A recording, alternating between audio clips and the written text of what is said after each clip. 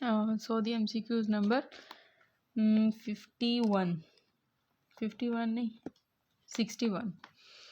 Paper first 61 MCQs. Cardiac reserve is physiologically higher in hyperthyroidism, anger, puberty, athletes. So cardiac reserve is physiologically higher in athletes. It is the most important MCQs. MCQs related to cardiac reserves and athletes. These type of MCQs are important.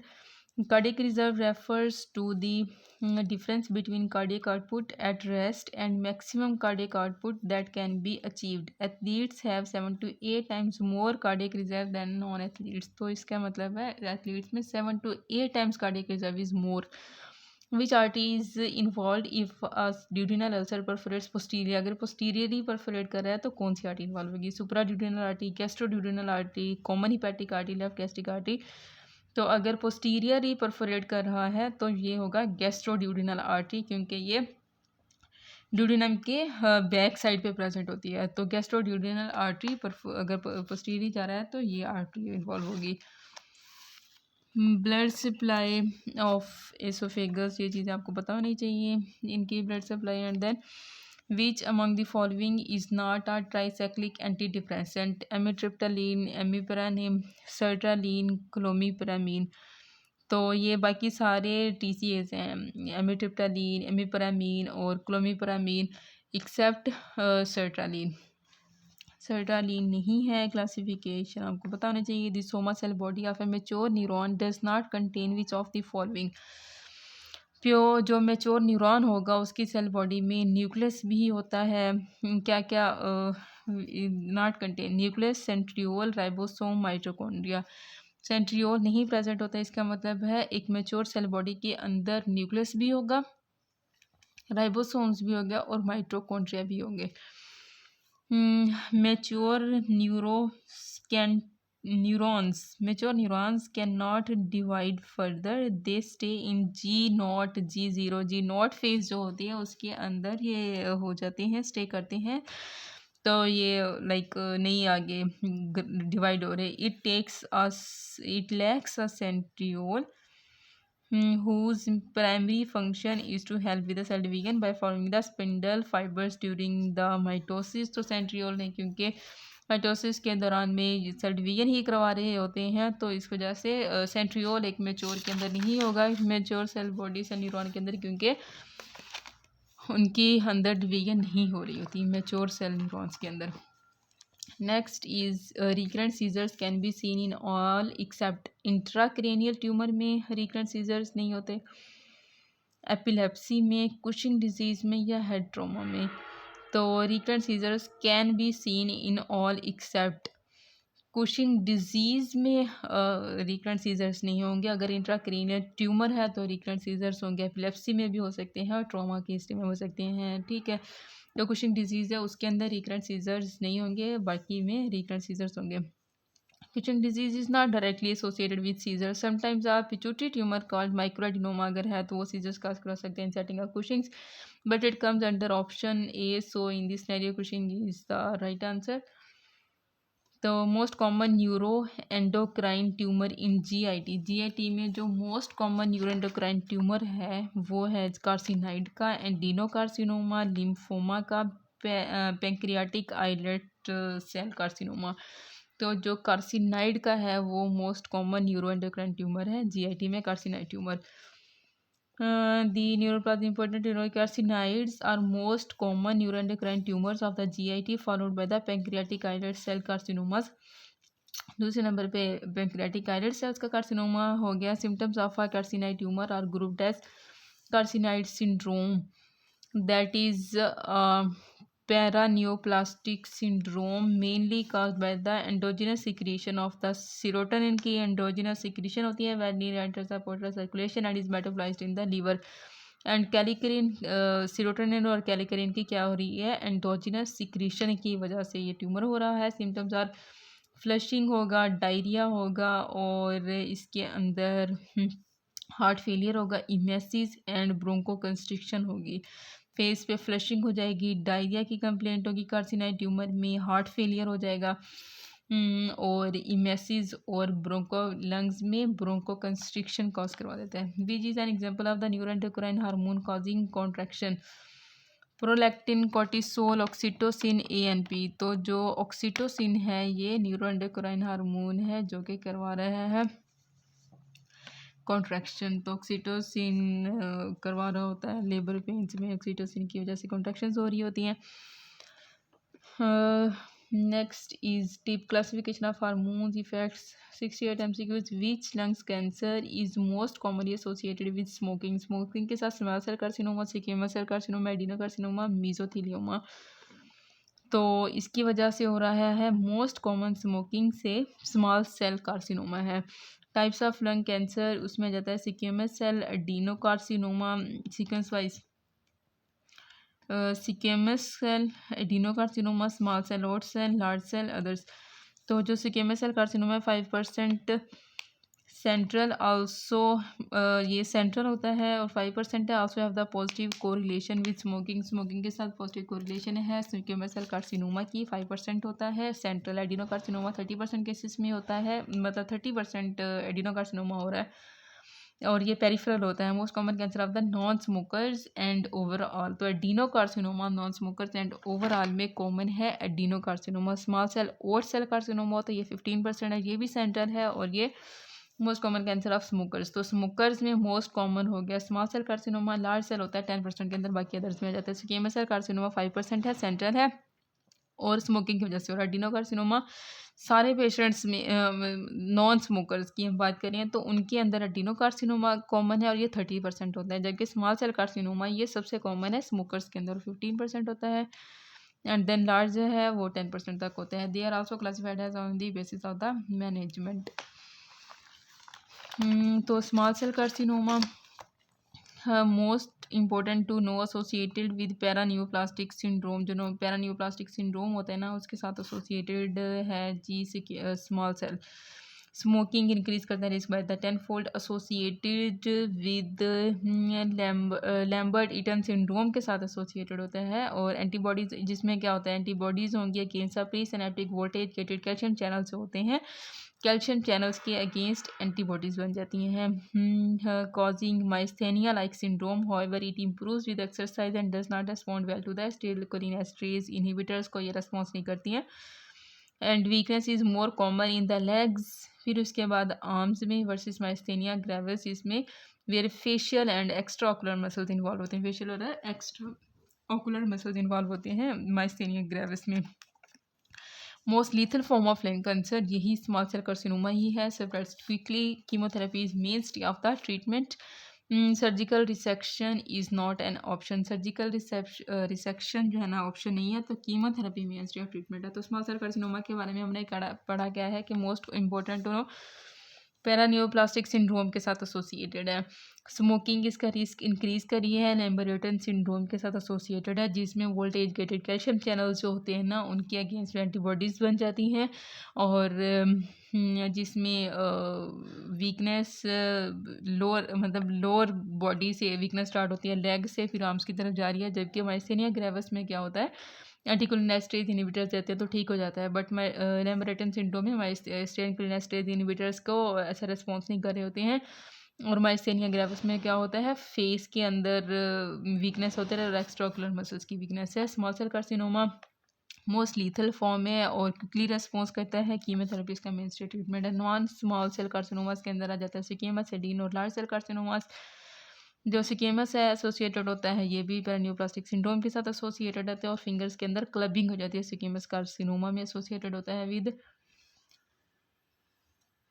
Hypertrophic pulmonary ऑस्टियोआर्थोपैथी के साथ associated है। वो associated होता है लैम्बर्टन syndrome के साथ squamous cell carcinoma. और जो वो स्मॉल सेल कार्सिनोमा जो स्क्वैमस सेल कार्सिनोमा है इसकी एसोसिएशन है हाइपरट्रॉफिक पल्मोनरी ऑस्टियोआर्थोपैथी के साथ। और फिंगर्स की क्लबिंग हो जाती है, क्लब शेप हो जाती हैं नेल्स। तो इसमें हाँ फिंगर क्लबिंग होती है स्क्वैमस सेल कार्सिनोमा में। एडिनोकार्सिनोमा में क्या होता है, most common cancer of non smokers and overall जो मोस्ट कॉमन कैंसर है वो एडिनोकार्सिनोमा का है। और large cell carcinoma poor response करता है to the chemotherapy. Paraneoplastic features important small के और सिकेमस के। स्मॉल सेल कार्सिनोमा और सिकेमस सेल कार्सिनोमा के इंपॉर्टेंट फीचर्स क्या हैं? स्मॉल सेल कार्सिनोमा में एडीएच SI एडीएच है और इससे रिलेटेड है, जबकि जो सिकेमस सेल कार्सिनोमा होगा ना ये किससे रिलेटेड होगा? PTH parathyroid hormone related peptide मतलब हाइपर पैराथायराइडिज्म होगा इसमें। और जो स्मॉल सेल है उसमें ACTH non typical hypertension hyperglycaemia non typical hypertension होगी, हाइपरग्लाइसीमिया होगा, हाइपोकैलिमिक अल्कलोसिस होगी, मसल वेस्टिंग होगी, बुफेलो हम्प होगा, लेमरेटन सिंड्रोम हो जाएगा। जबकि जो स्क्वैमस सेल कार्सिनोमा है उसके अंदर हाइपरथायराइडिज्म क्लबिंग होगी, हाइपरट्रोफिक पल्मोनरी ऑस्टियोआर्थ्रोपैथी के साथ एसोसिएटेड होगा, हाइपरथायराइडिज्म होगी due to the ectopic TSH thyroid stimulating hormone ectopic present होता है, तो जिसकी वजह से ये क्या करवा देगा? हाइपर थायराइडिज्म के साथ होगा और गायनिकोमेस्टिया होगा।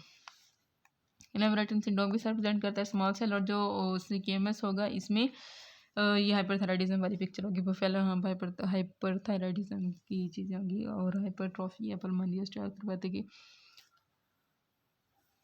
डायबिटीज़ हिस्ट्री है positive in family of a female with BMI है 30, एज 47 है और and a sedentary lifestyle will most likely develop which of the following? Type 1 diabetes, type 2 diabetes, diabetes insipidus, autoimmune diabetes.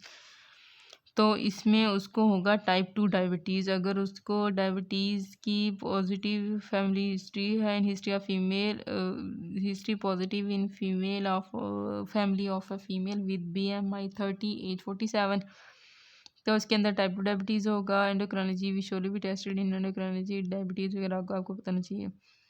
अगर इस BMI और as के साथ आ रहा है तो उस पेशेंट को सीडेंटरी लाइफस्टाइल के साथ टाइप 2 डायबिटीज़ होगी। बाद की एज है ना, एज 47 है तो टाइप 2 होगी। Patient with uncontrol type 2 diabetes है, प्रेजेंट कर रहा है OPT के अंदर with yellowish flecks on the legs, के ऊपर येलो फ्लैक्स बने हुए हैं विद सराउंडिंग एरिथमेटस एरियाज हैं और येलो फ्लैक्स के अराउंड एरिथमेटस एरियाज हैं। Which condition is she most probably suffering from? तो इसको क्या है? Dry gangrene, amyloidosis, necrobiosis, lipoidica, myxoedema. तो answer is necrobiosis lipoidica. Diabetes के पेशेंट में ये नेक्रोबियोसिस लिपाइडिका होगा।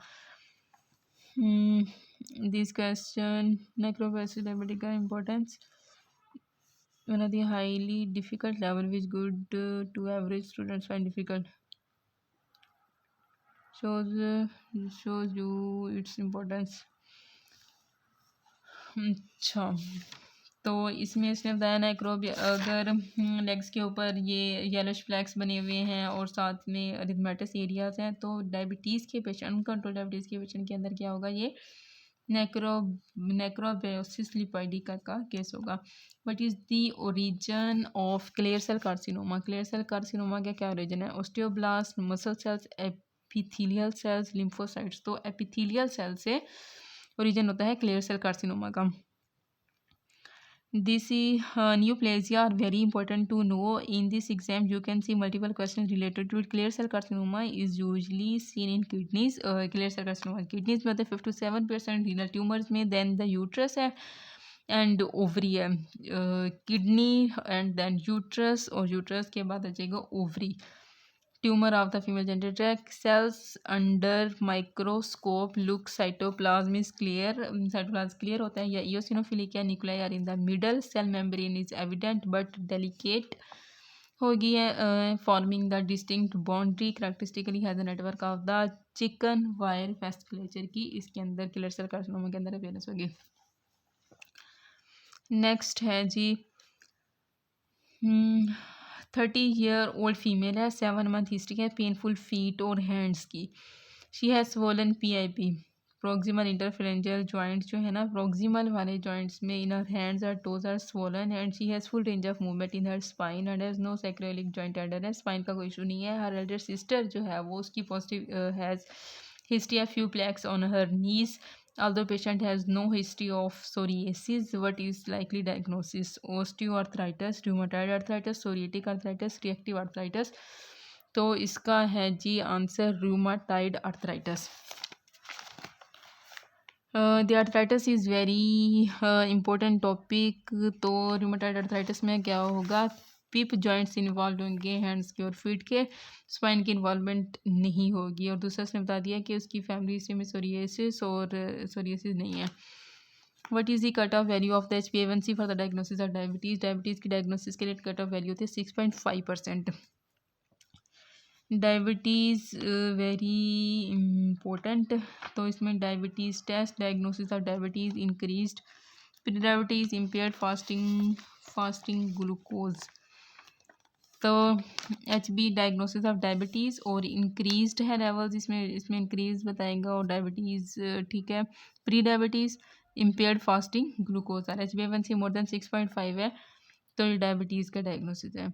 और जो प्री डायबिटीज़ की स्टेट्स हैं जिसमें फास्टिंग ग्लूकोज के लेवल्स इम्पेयर्ड आ रहे हैं, तो प्री डायबिटीज़ में लेवल्स होंगे 5.7 से 6.4 तक, 6.4 तक आ रहे हैं, तो ये प्री डायबिटीज़ है। 6.5 से ज़्यादा आ रही है तो वो डायबिटीज़ HbA1c उसमें आ रही है, HbA1c ज़्यादा आ रही है तो डायबिटीज़ है। फास्टिंग प्लाज्मा ग्लूकोज के लेवल्स मोर देन 126 होते हैं डायबिटीज़ में, और यहाँ पे 100 से 125 की रेंज में होते हैं प्री डायबिटीज़ में। 2 hour plasma glucose OGTT, plasma glucose oral glucose tolerant test. The test is performed according to WHO criteria using the 75 gram oral glucose load हम देते हैं। तो इसकी वजह से अगर मोर देन 200 आ रहा है OGTT टेस्ट में तो ये डायबिटीज़ है। अगर 140 इससे लेके 199 की रेंज तक आ गया है तो इसका मतलब है कि वो प्री डायबिटीज़ है। And then dissolve in water. What is not included in triad of DK. DK की ट्राइड में क्या चीज़ इंक्लूडेड नहीं है। डीके में हाइपरग्लाइसीमिया है, होता है कीटोसिस होती है, एसिडोसिस होती है, raised WBC। Ketosis, acidosis, hyperglycaemia होता है, लेकिन WBC का कोई लिंक नहीं है, WBC रेस नहीं होते।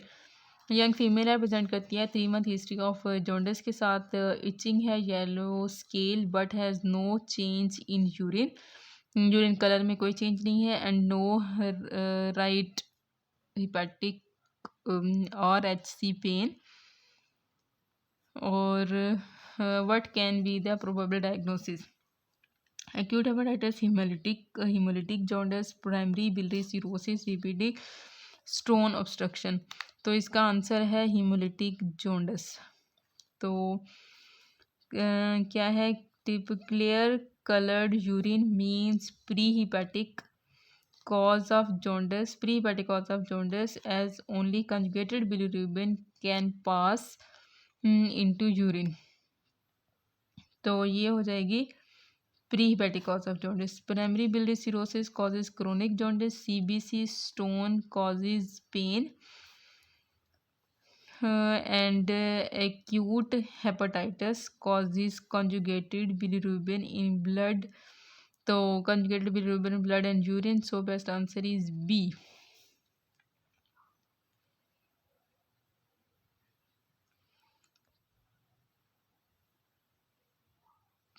प्राइमरी बिलियरी सिरोसिस कॉज करवा रही है chronic jaundice, CBC stone causes pain, and acute hepatitis cause करवा रही है, मतलब एक्यूट हेपेटाइटिस है तो कंजुगेटेड बिलिरुबिन ब्लड यूरिन के अंदर होएगा, तो यूरिन का कलर नहीं चेंज हो रहा। hemolytic jaundice is the answer। Okay, next is what investigation is the gold standard to diagnose osteoporosis। iliac crest biopsy, bone marrow examination, DEXA scan, serum calcium and phosphate levels। what investigation is the gold standard to diagnose osteoporosis। तो osteoporosis के लिए gold standard in सब में से कौन सा होगा, DEXA scan होगा। osteoporosis is a disease when body lose too much bone and makes too little bone, or both, usually classified as a mineralization disorder। Body lose करती है बहुत ज़्यादा ना बोन को ओस्टियोपोरोसिस में। तो इसके क्या कॉजेज होते हैं, कैल्शियम लेवल्स लो है, फिजिकल एक्टिविटी कम है, फैमिली हिस्ट्री है, ग्लूकोकॉर्टिकॉइड्स का यूज़ है, हाइपोगोनेडिज्म है, हाइपो एस्ट्रोजिनिज्म मेनोपॉज की वजह से। सिम्टम्स है frequent fracture with minor falls. Frequent fractures मतलब बार बार फ्रैक्चर्स होते हैं माइनर फॉल्स के साथ, और नॉन स्पेसिफिक बोन पेन्स हो रहा है। डायग्नोसिस में डेक्सा स्कैन करेंगे which is a low dose X-ray scan होता है that checks an area of body like hip hand और fast for science of the minerals loss and the bone thinning के लिए हम फास्ट का scan करेंगे। DEXA scan जो होता है ये लो डोज एक्सरे स्कैन है जो कि बॉडी के अंदर मतलब हिप हैंड या इनके अंदर हम इन एरियाज में चेक करते हैं। और जो फास्ट स्कैन होता है वो मिनरल लॉस हम देखते हैं, बोन की थिनिंग देखते हैं कितनी हुई है। ट्रीटमेंट में बैकग्राउंड कॉज और is an indication for the HRT in selected post menopausal women.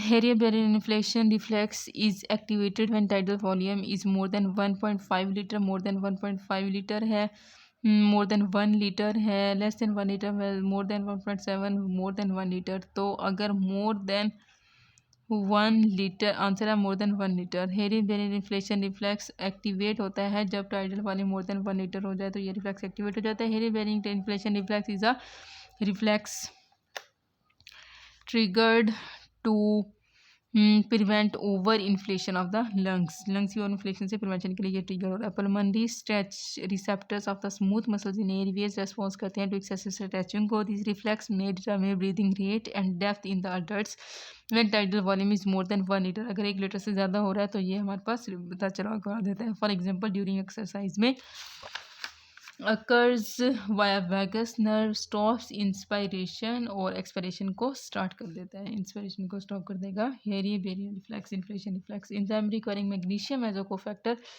तो कौन सा वो एंजाइम है? Hexokinase, ALA synthase, pyruvate dehydrogenase complex, lysyl oxidase. तो हेक्सोकाइनेज जो है ये वो एंजाइम है जिसको रिक्वायर्ड होता है magnesium as a cofactor. It is a high difficulty level question knowing minor details about the mineral is handy।